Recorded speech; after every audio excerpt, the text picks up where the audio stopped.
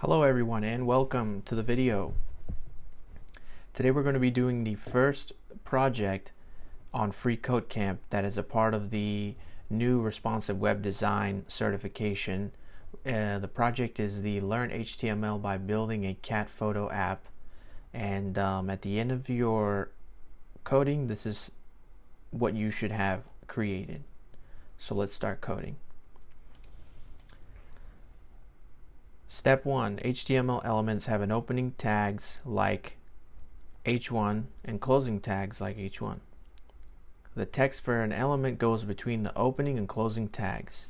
Find the h1 element and change its text to cat photo app. So we're going to come here, change this to cat photo app. Congratulations, your code passes. So every time you submit, this is what you're looking for. The H1 through H6 heading elements are used to signify the importance of content below them. The lower the number, the higher the importance. So H2 heading elements have less importance than H1 heading elements. Only use one H1 element per page and place the lower importance headings below higher importance headings. Below H1, add an H2 element with this text. So we're going to come here, type in H2, and in between, we're going to type cat photos.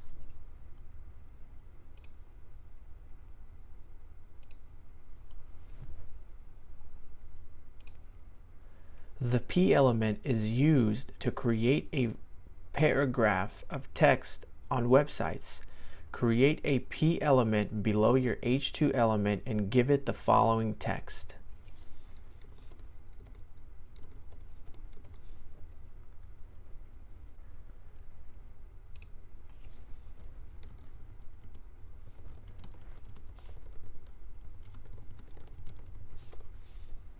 Don't forget the period at the end. Commenting allows you to leave messages without affecting the browser display. It allows you to make code inactive. A comment in HTML starts with, contains any number of lines of text, and ends with, for example, the comment contains the text to do remove H1. Add a comment above the P element with this text.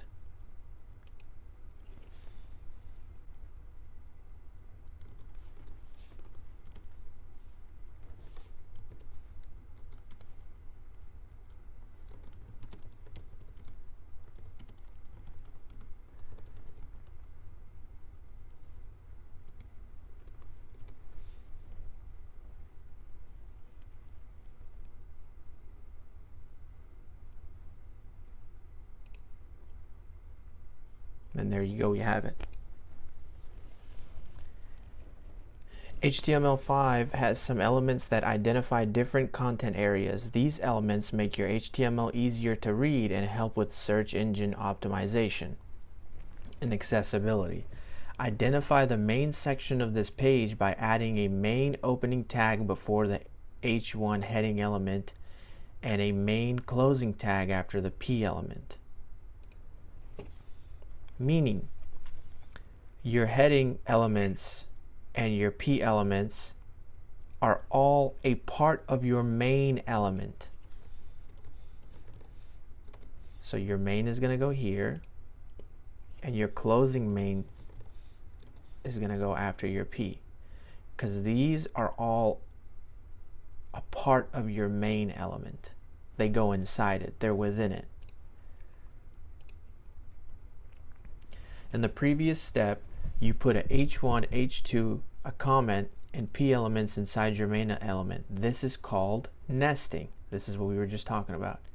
Nested elements should be placed 2 spaces further to the right of the element they are nested in. This spacing is called indentation and it is used to make HTML easier to read. The H1 and H2 element and the comment are indented 2 spaces more than the main element in the code below. Use the spacebar in your keyboard to add 2 more spaces in front of the P element so that it is indented properly as well. So, as we can see, our H1, our H2 elements are indented, but our P isn't. And now it is. Awesome. You can add images to your website by using a IMG element. IMG elements have an opening tag without a closing tag. A tag for an element without a closing tag is known as a self-closing tag. Add an IMG element below the P element. At this point, no image will show up in the browser.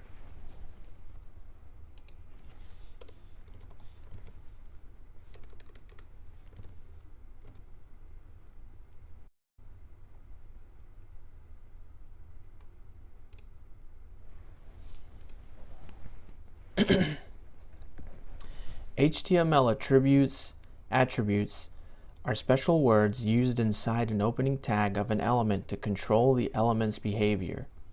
The SRC attribute in an IMG element specifies the image's URL, which is where the image is located. An example of the IMG element using a SRC attribute is this.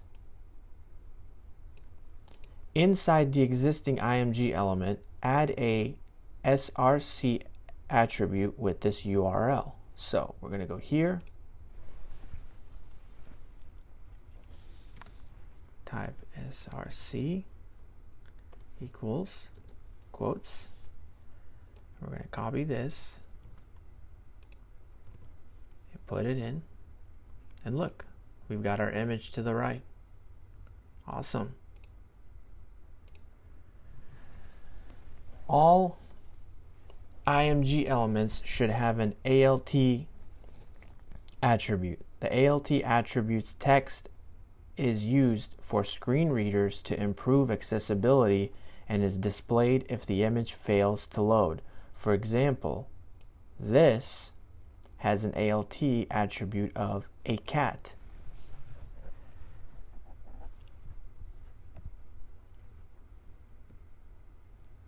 So we're going to go right here and we're going to add a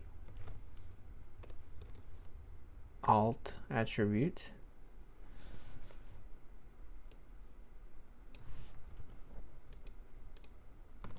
Just like that. Perfect.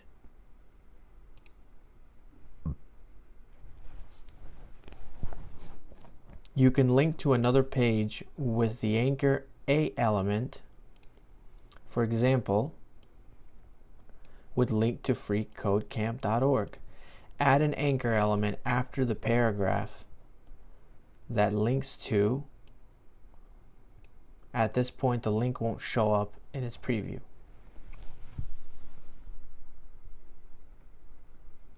So we're going to go here, A.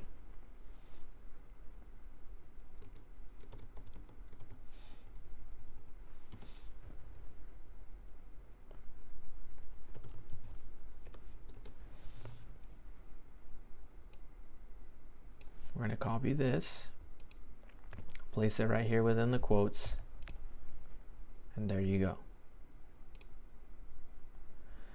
A link's text must be placed between the opening and closing tags of an anchor element. For example, if you look here, you have your link, and then you have in between the closing tags is where you have click here to go to such and such with such and such.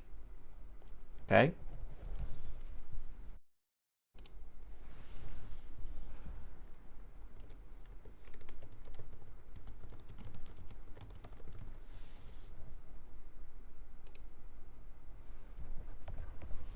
So you're going to put it in between your opening and closing tags, and you'll see it over here on the right. In the previous step, you turn the words linked to cat pictures into a link by placing them between the opening and closing anchor tags. You can do the same to words instead of an element, such as a P element. In the text of your P element, turn the words cat photos into a link by adding an opening and closing anchor tag around these words.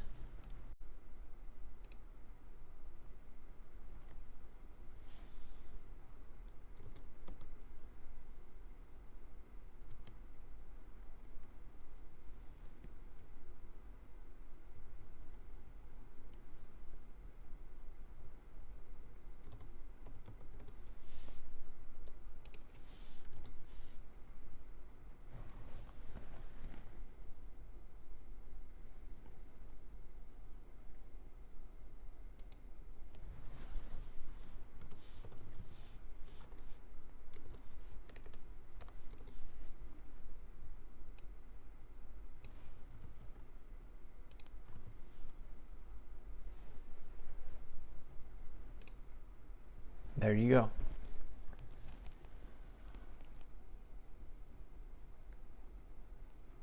The way we have it now, only the two words cat photos are turned into a link. The rest isn't. See more, in our gallery, those words are not. Now that you turn the text cat photos inside the P element into a link, you don't need the second link below the P element. Delete the entire anchor element below the P element, meaning we won't need this down here. So we just get rid of it. And if you look over here to the right, you see more cat photos in our gallery. If you click on cat photos, it's going to take you elsewhere. The text is pretty much turned into a link to take you somewhere else, and this is where the link is going to take you to, whatever you place here. Add a target attribute with the value blank to the anchors element opening tag so the link opens to a new tab.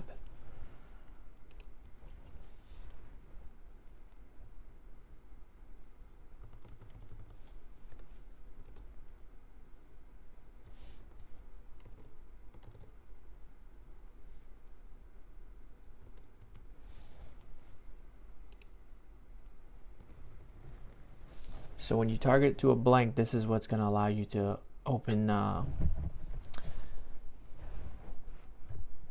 links to a new tab. Turn the image into a link by surrounding it with the necessary element tags. Use this link as the anchor's href attribute value. Okay.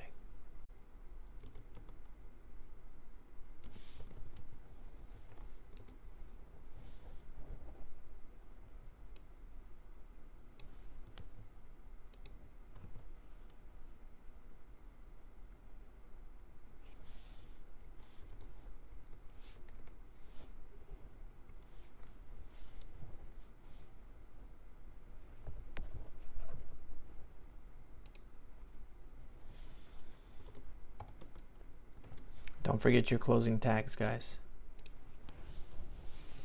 Before adding any new content, you should make use of a section element to separate the cat photos content from future content.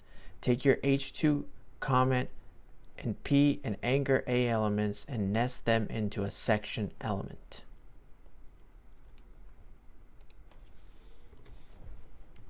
So we're going to put a section opening tag.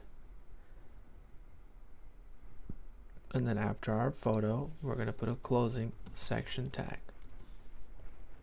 Awesome. It's time to add a new section. Add a second section element below the existing section.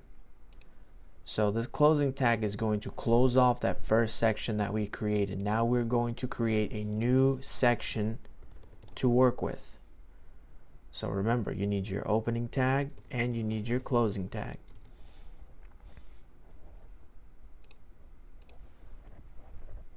Within the second section element, add 2 new H2 elements with the text cat lists.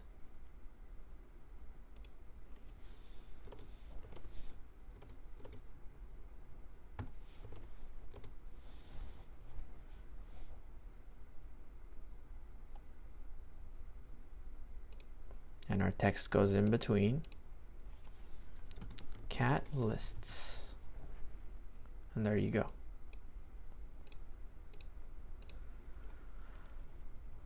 Step 19. When you add a lower rank heading element to a page, it's implied that you are starting a new subsection. After the last H2 element of the second section, add a H3 element with this text: things cats love.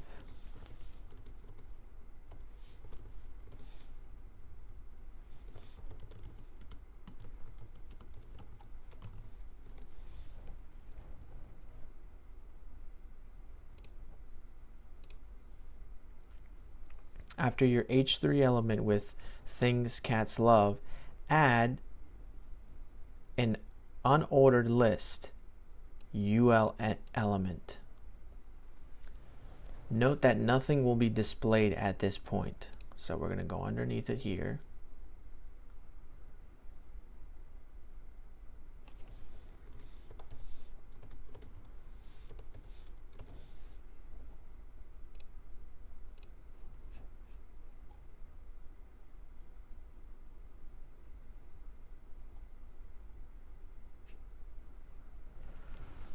Okay, step 21. Use list item li elements to create items in the list. Here is an example of the list items in an unordered list. So what this is just kind of showing you is like an example of what you're going to be creating.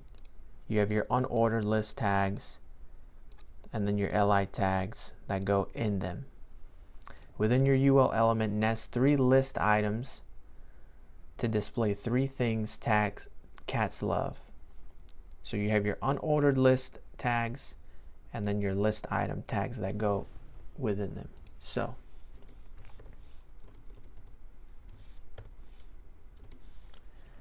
and we will just copy and paste this 2 more times. And we'll say catnip, laser pointers, lasagna. And you can see it over here on the right. After the unordered list, add a new image with the source attribute value set to this link and its alternative attribute value set to a slice of. Okay, so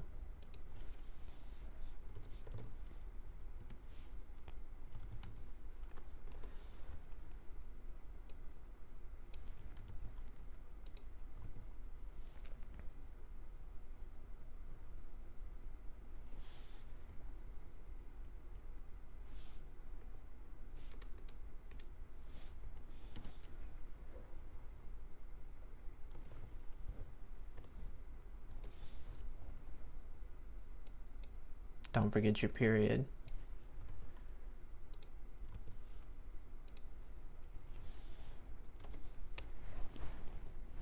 I think we should be good. Yep, there you go. And if you look down, sweet, we got a new picture. Step 23, the figure element represents self-contained content and will allow you to associate an image with a caption. Nest the image you just added within a figure element.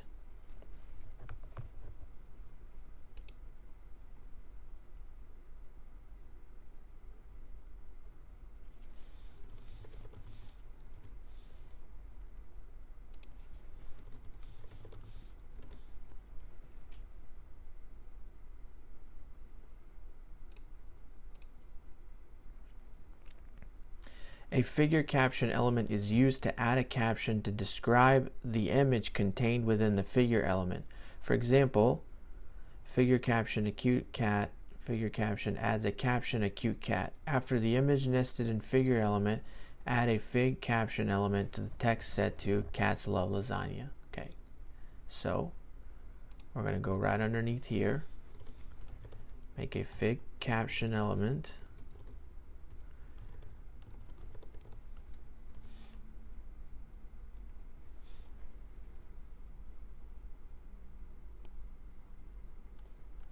Cats love lasagna. Period.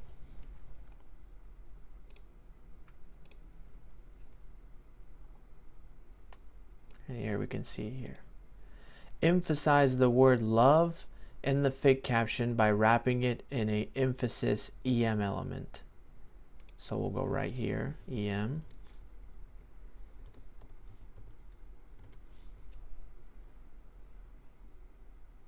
And look what happens to the word love. It becomes italic. After the figure element, add another H3 element with the text top 3 things cats hate.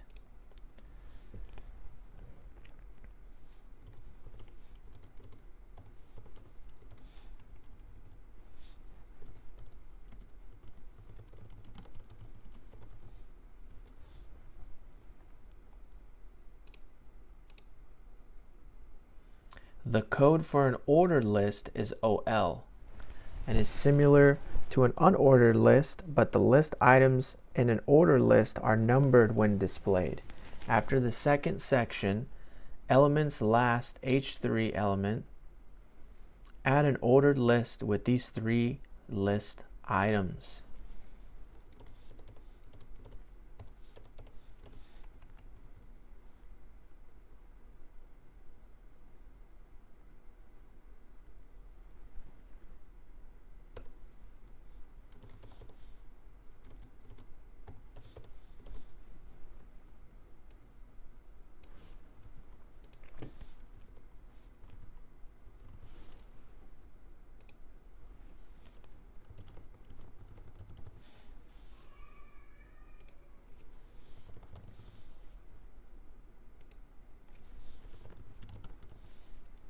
Awesome.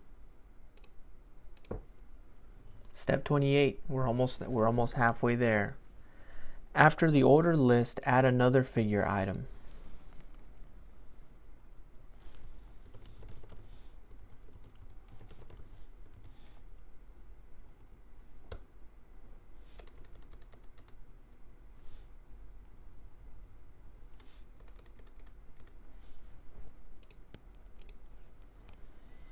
Inside the figure element, you just added nest an image element with the source attribute set to this link.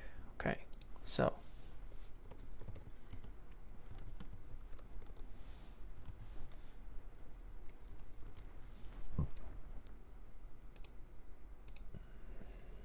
to improve accessibility of an image you added, add an alternate attribute to the text.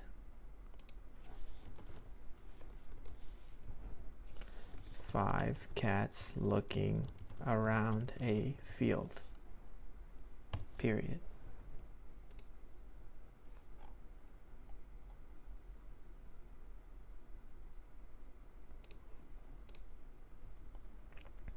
After the last image element, add a fig caption element with the text cats hate other cats.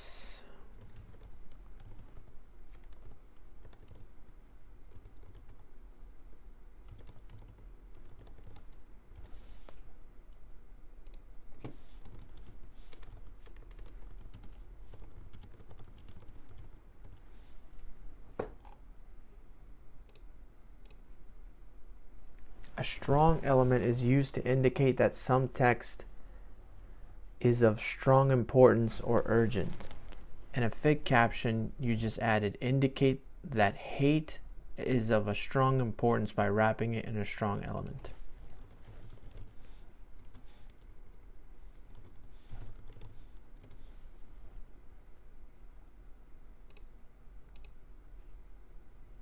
And we should be able to see that. So it just kind of turns into it turns it into like a bold font. It is time to add a new section. Add the third section element below the second section element. Alrighty.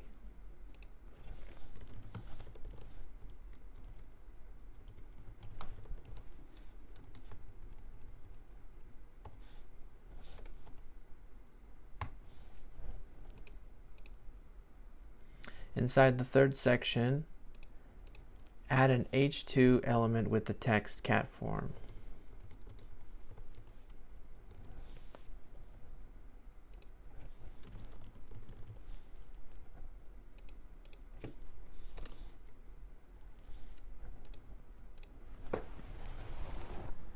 Now you will add a web form to collect information from others. After the cat form heading, add a form element.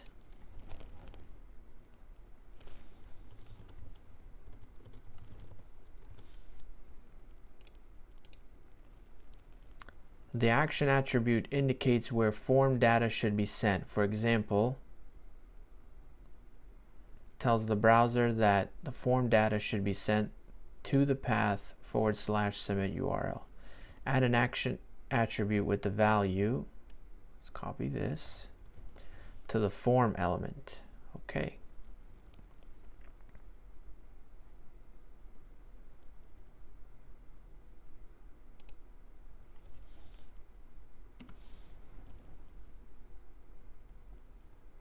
So because we are adding an action attribute with a value to the form element, it's going within the first tag within it, not in between, within it, guys.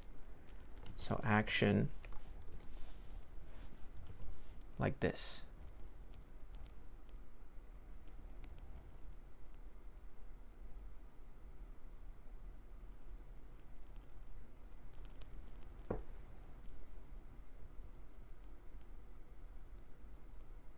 And I believe we don't even need a closing tag. Let's see. Nope, we need a closing tag.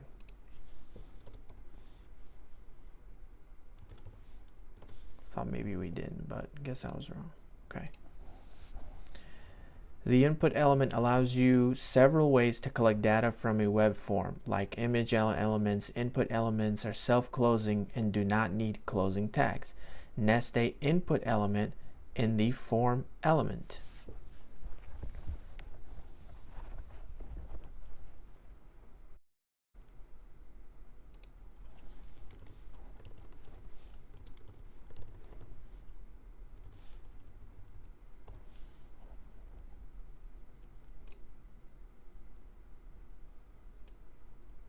Okay, so we don't need a closing tag.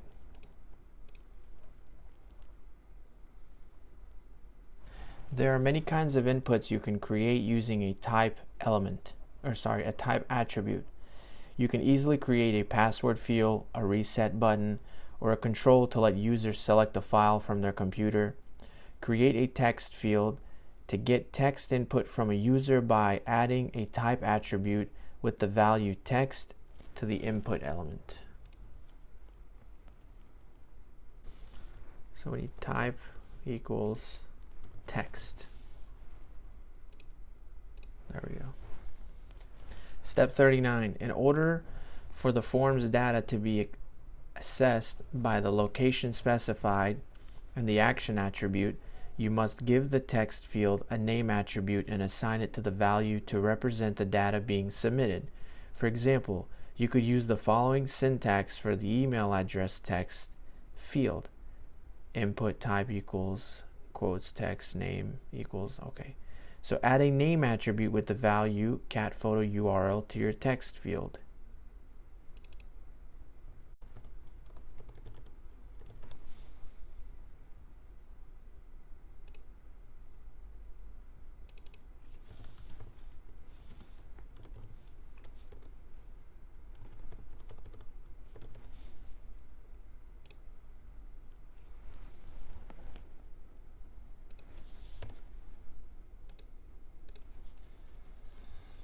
Placeholder text is used to give people a hint about what kind of information to enter into an input. For example, input, type text, placeholder, email address. Add a placeholder text, cat photo URL to your input element. Okay, so placeholder cat photo URL. To prevent a user from submitting your form when required information is missing, you need to add a required attribute to an input element. There is no need to set a value to the required attribute. Instead, just add the word required to the element. Make sure that there is a space between it and other attributes.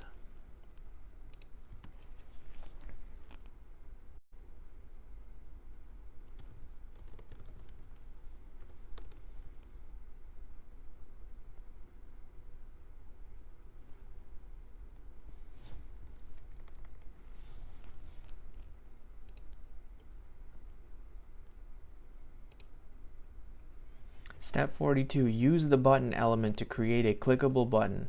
For example, this creates a button with the text "click here."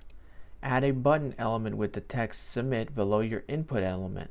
The default behavior of clicking a form button without any attributes submits the form to the location specified by the form's action attribute.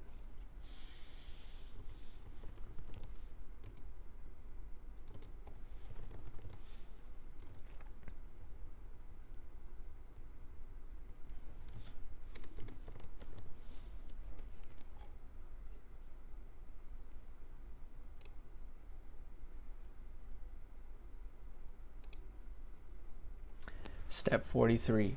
Even though you've added your button below the text input, they appear next to each other on the page. This is because both input and button elements are inline elements, which do not appear on new lines. The button you added will submit the form by default. However, relying on default behavior may cause confusion. Add a type attribute with the value submit to the button and make it clear that it is a submit button. So, type submit.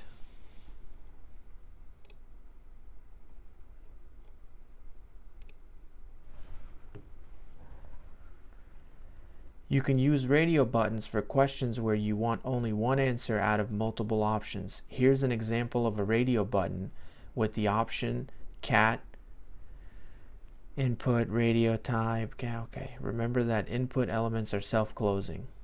Before the text input, add a radio button with the option set as indoor. Okay.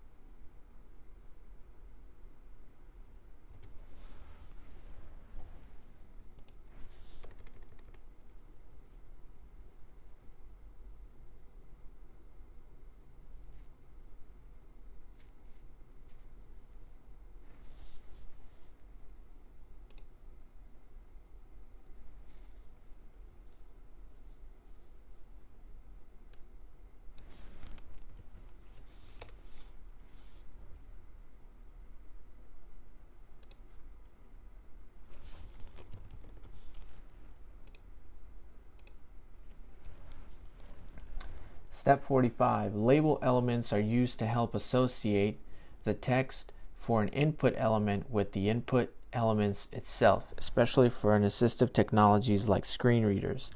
For example, label input type radio cat label. Okay, it makes it so clicking the word cat also selects the corresponding radio button. Nest your radio button inside the label element.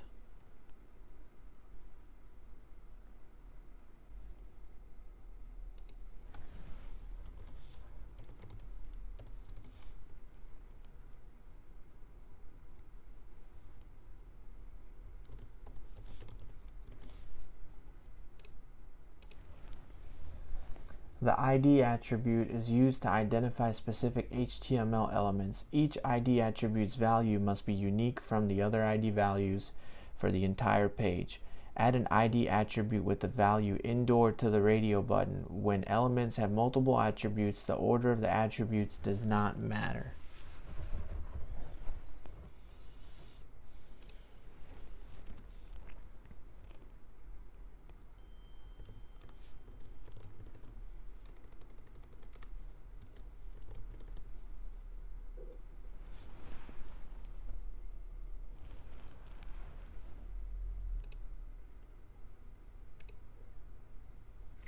Create another radio button below the first one. Nest it inside a label element with outdoor as a label text. Give the radio button an ID attribute of outdoor as its value.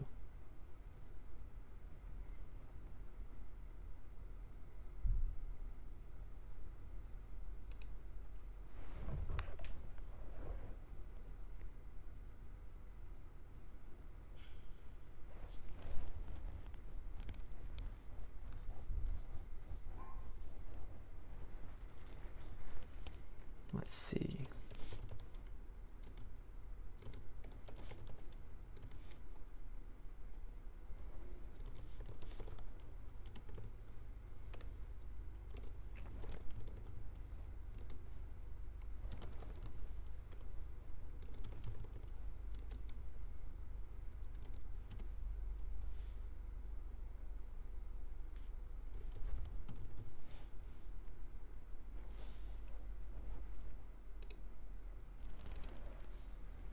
Step 48. Notice that both radio buttons can be selected at the same time. To make it so selecting one radio button automatically deselects the other, see? Both buttons must have a name attribute with the same value. Add a name attribute to the value indoor-outdoor to both radio buttons.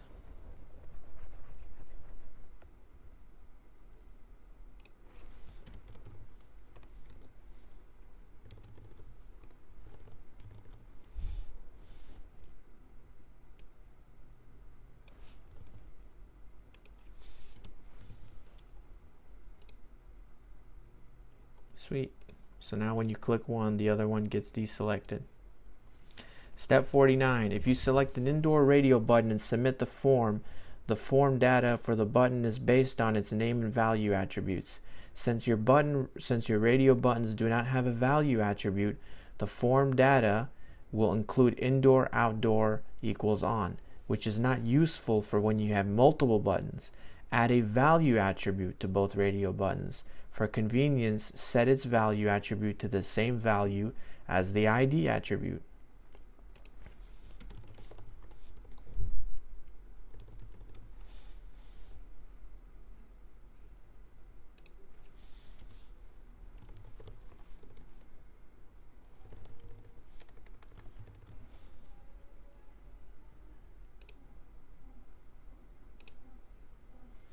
The field set element is used to group related inputs and labels together in a web form. Field set elements are block level elements, meaning they appear on a new line. Nest indoor and outdoor radio buttons within the field set element and don't forget to indent the radio buttons.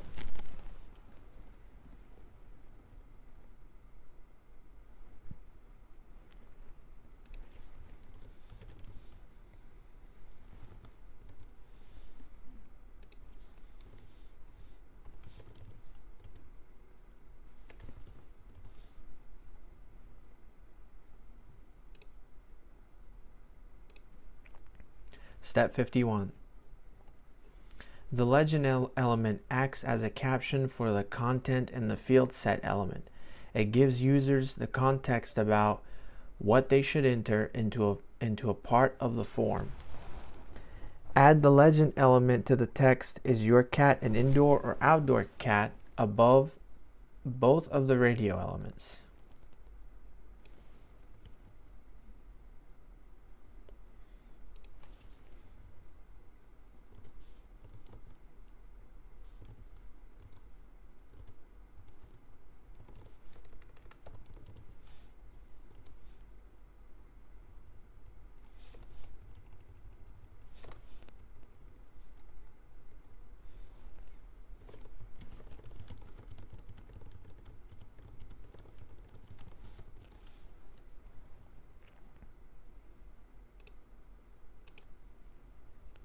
Step 52.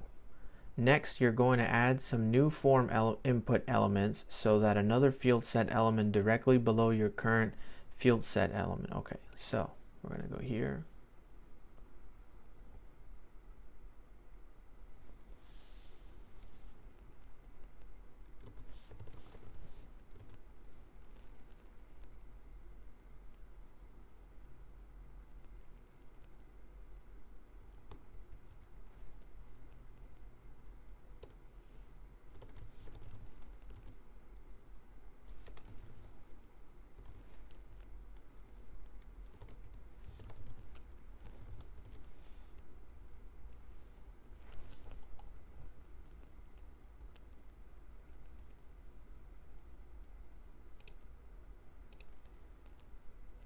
Add a legend element to the text, "What's your cat's personality?" inside the second field set element. So I'll just copy this one up here, put it here, and just change what's inside. What's your cat's personality? Question mark. Step 54. Forms commonly use checkboxes for questions that may have one or more answer. For example, here's a checkbox with the option of tacos. Under the legend element you just add an input with its typed attribute checked to checkbox. Give it the option of loving. Okay.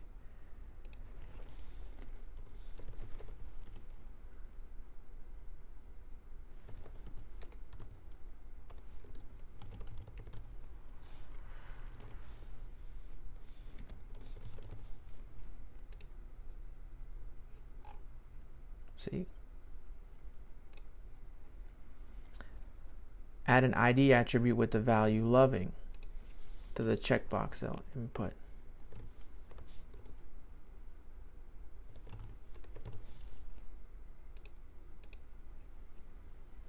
Here's another way to associate an input element's text with the element itself. You can nest the text within the label element and add a for attribute with the same value as the input element's ID attribute. Associate the text loving with the checkbox by only nesting the text loving in the label element and place it on the right side of the checkbox input element. Okay, so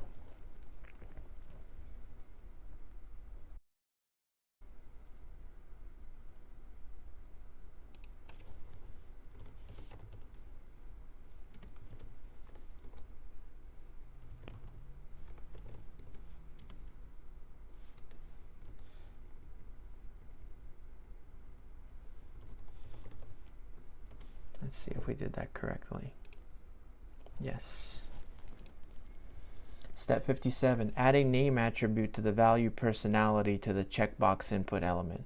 While you won't notice this in the browser, doing this makes it easier for a server to process your web form, especially when there are multiple checkboxes.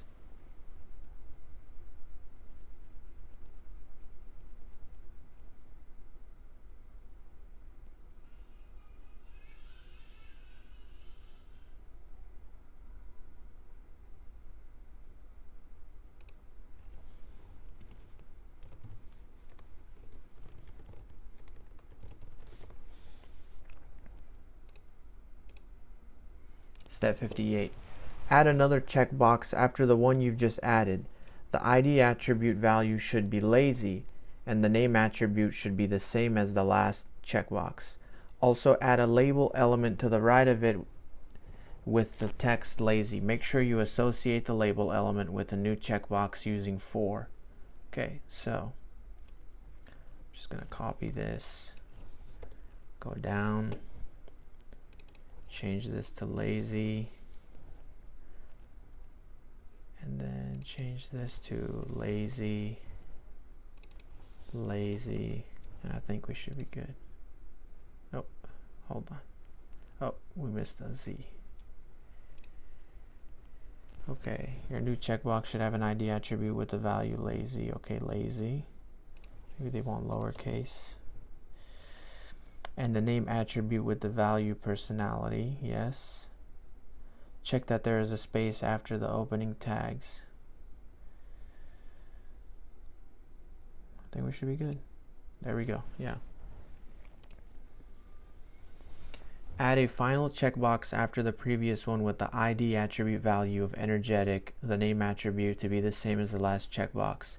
Also add a label element to the right of the new checkbox with the text energetic. Make sure to associate the label element with the new checkbox. So I'm just going to do the same thing as before. We're going to change this to energetic.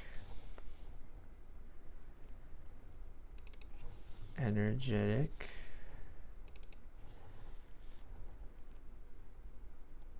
Energetic. There you go. Like the radio buttons, form data for selected checkbox are name/value attribute pairs. While the value attribute is optional, it's best to practice to include it with any checkboxes or radio buttons on the page. Add a value attribute to each checkbox. For convenience, set each checkbox's value attribute to the same value as the ID attribute.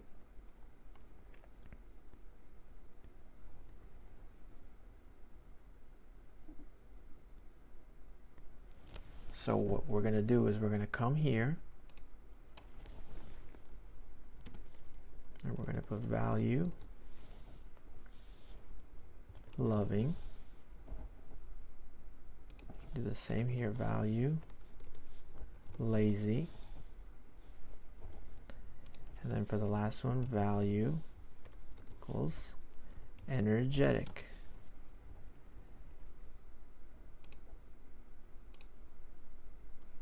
In order to make a checkbox checked or a radio button selectable by default, you need to add a checked attribute to it. There is no need to set the value to a checked attribute. Instead, just add the word checked to the input element, making sure that there is a space between it and other attributes. Make your first radio button and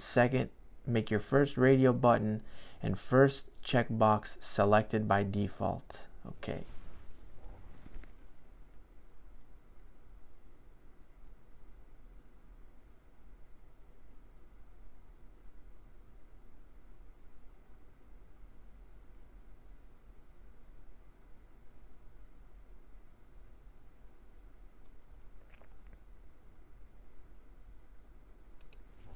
So we're going to put a space and type in checked.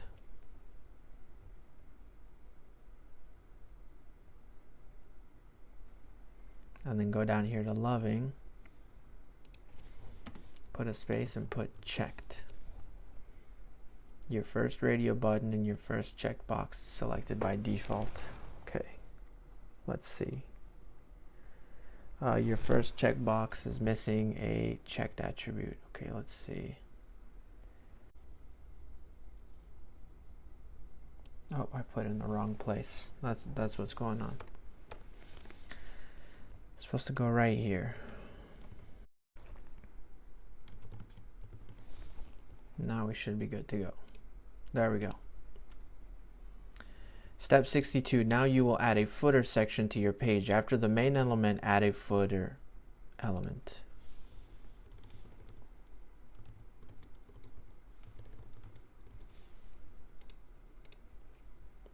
Step 63, nest a P element with the text no copyright. So we're just going to copy this, add in a paragraph level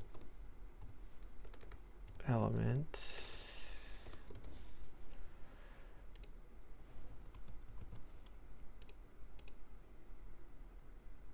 Make the text FreeCodeCamp into a link by enclosing it in an anchor.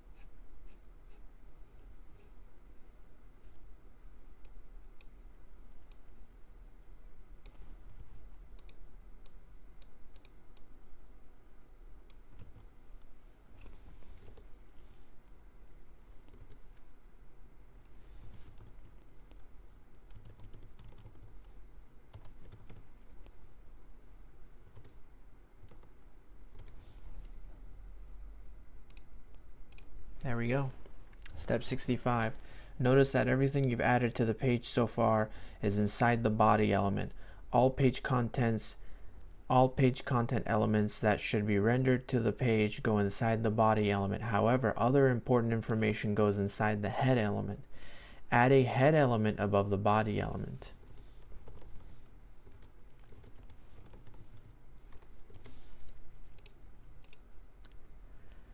The title element determines what browsers show as a title bar or a tab for the page. Add a title element. Okay, so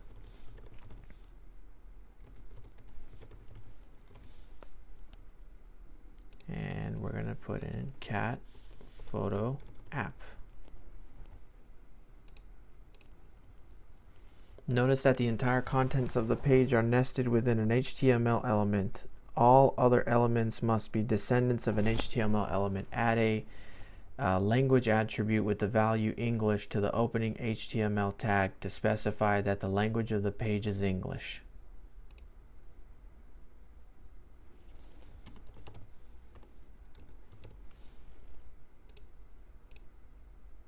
All pages should begin with this. All pages.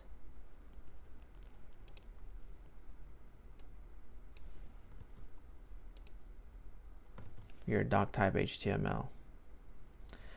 This special string is known as a declaration and ensures the browser tries to meet industry-wide specifications.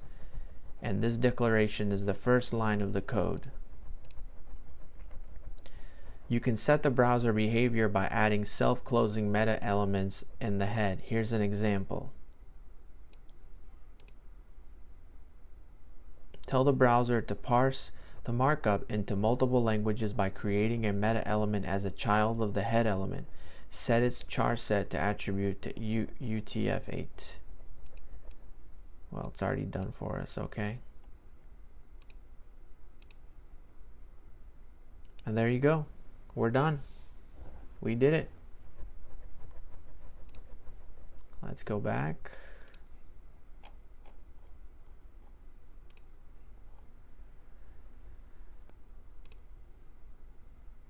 And here's the final preview of what we've made. As you can see, we've got our titles, our headers, our text, our pictures that link, our lists with bulletin points, our italicized love letter, top 3 things cat hates with numbers, and we've got our form, we've got our checkboxes, we've got our URL submit, no copyright, and also the link to FreeCodeCamp. Alright guys, let me know if you guys have any questions, if you get stuck with anything. If you just follow step by step everything I've done, you should be able to pass this project without any issues. I recommend doing it a few times over just to get an idea of like how it works.